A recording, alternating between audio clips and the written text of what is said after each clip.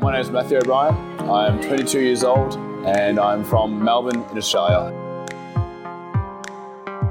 I've always aspired, especially in the last 5 years, to get into the diplomatic corps and also to study international relations. So I'm currently studying a Master of International Relations, and I think it's so vital that people look outward and are interested in what other states are doing, because it has a very large impact on other people.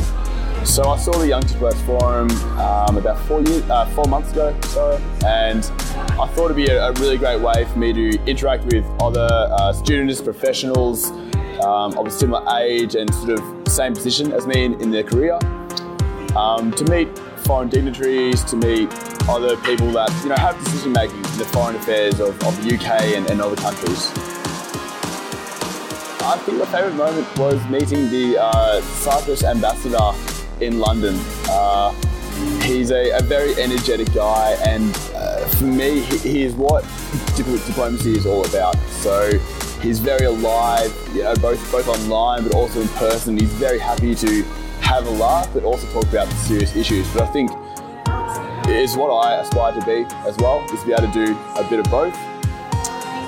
And of course, the other part to that is meeting some absolutely fantastic people from all around the world, whether it's from Europe, from America, maybe from South America.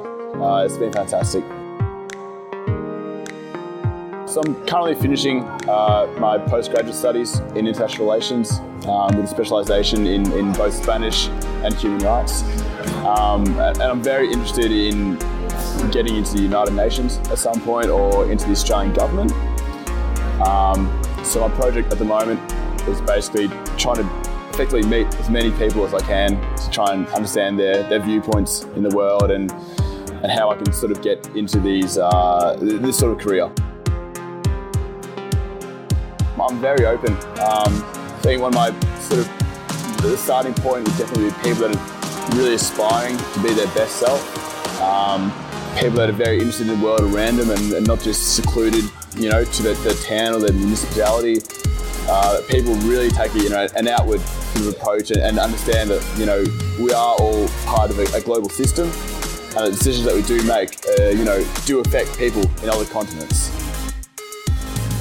Yeah, I use LinkedIn probably for more of a passive approach, I'd say.